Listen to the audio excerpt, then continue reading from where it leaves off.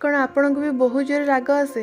ଛୋଟ ଛୋଟ କଥାରେ ବହୁତ ରାଗି ଯାଆନ୍ତି, ବହୁତ ରିଆକ୍ଟ କରନ୍ତି ଆଣ୍ଡ ରାଗିବା ସମୟରେ କ'ଣ କୁହନ୍ତି କ'ଣ କରନ୍ତି କିଛି ଜାଣିପାରନ୍ତିନି। ତାପରେ ରିଅଲାଇଜ୍ କରନ୍ତି ଯେ ଆରେ ୟାର ଏମିତି କହିବାର ନଥିଲା, ଏମିତି କରିବାର ନଥିଲା।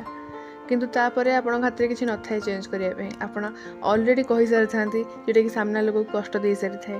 ଦେଖନ୍ତୁ ରାଗଟା ବହୁତ ଖରାପ ମଣିଷ ଜୀବନ ପାଇଁ ଆଉ ମଣିଷ ଶରୀର ପାଇଁ ବି। ଆମେ ଅତ୍ୟଧିକ ରାଗିଲେ ଆମ ଶରୀରକୁ ବି ହାନି କରେ ଆଣ୍ଡ ଆମ ଲାଇଫକୁ ବି ହାନି କରିବ। ତ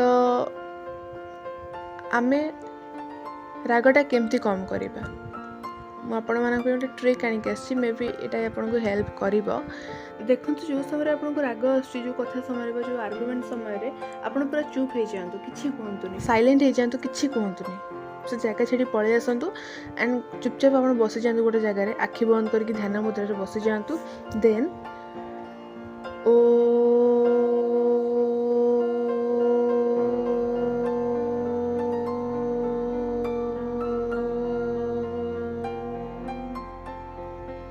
ଓମକାର କରିବା ଷ୍ଟାର୍ଟ କରନ୍ତୁ। ଆଖି ବନ୍ଦ କରିଦିଅନ୍ତୁ, ଧ୍ୟାନ ମୁଦ୍ରାରେ ବସିଯାଆନ୍ତୁ, ସବୁ ଭୁଲି ଯାଆନ୍ତୁ। କିଏ ଆପଣଙ୍କୁ କ'ଣ କହିଲା, ଆପଣ କାହିଁକି ରାଗୁଛନ୍ତି, ଆପଣଙ୍କୁ କିଏ ହର୍ଟ କଲା, ସବୁ ଭୁଲି ଯାଆନ୍ତୁ। ବାସ୍ ଓମକାର କରିବା ଷ୍ଟାର୍ଟ କରନ୍ତୁ। ଥରେ ନୁହଁ, 2 ଥର ନୁହଁ, 5 ଥର, 8 ଥର, 10 ଥର, ଯେପର୍ଯ୍ୟନ୍ତ ଆପଣଙ୍କ ମସ୍ତିଷ୍କ ଶାନ୍ତ ନ ହେଇଛି ପୂର୍ଣ୍ଣ ଭାବରେ ଆପଣ ଓମକାର କରିଚାଲନ୍ତୁ। କିଛି ସମୟ ପରେ ଦେଖିବେ ଆପଣଙ୍କ ମାଇଣ୍ଡ ଶାନ୍ତ ଧୀରେ ଧୀରେ ହେଇଯାଉଛି, ଆପଣଙ୍କୁ ବହୁତ ଫ୍ରି ଲାଗୁଛି, ଆପଣଙ୍କୁ ହାପି ଫିଲ୍ ହେଉଛି ଭିତରୁ। ଆଣ୍ଡ ଯେଉଁମାନେ ବହୁତ ରାଗ ମିଜାଜ ବାଲା ନା, ଆପଣ ଯଦି ଓମକାର ଡେଲି କଣ୍ଟିନ୍ୟୁଅସଲି ପ୍ରାକ୍ଟିସ୍ କରିବେ, ଆପଣଙ୍କ ଶରୀର ତ ଭଲ ରହିବ, ତା ସହ ଆପଣ ରିଅଲାଇଜ୍ କରିବେ ଯେ ଆପଣଙ୍କ ଯେଉଁ ରାଗିବା ଅଭ୍ୟାସଟା ଧୀରେ ଧୀରେ କମିଯାଉଛି, ମିଜାଜଟା ଧୀରେ ଧୀରେ ଥଣ୍ଡା ହେଇଯାଉଛି। ୟାର କାହା ଉପରେ ରାଗିବା? ଆମେ କେହି ଏଠି ପରମାନେଣ୍ଟ ନୁହଁ, କାହିଁକି କାହା ଉପରେ ରାଗିବା? ଆଉ ଥୋଡ଼ି ନା କାହା ଉପରେ ରାଗିବା ପାଇଁ, କାହାର ଅନିଷ୍ଟ କରିବା ପାଇଁ ଭଗବାନ ଆମକୁ ଜନ୍ମ ଦେଇଛନ୍ତି।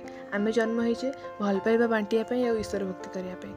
ଆମେ ଯଦି କାହା ରାସ୍ତାରେ ଗୋଟେ କଣ୍ଟା ପକାଇବା ନା, ଭଗବାନ ଆମ ରାସ୍ତାରେ 100 କଣ୍ଟା ପକାଇଦେବେ।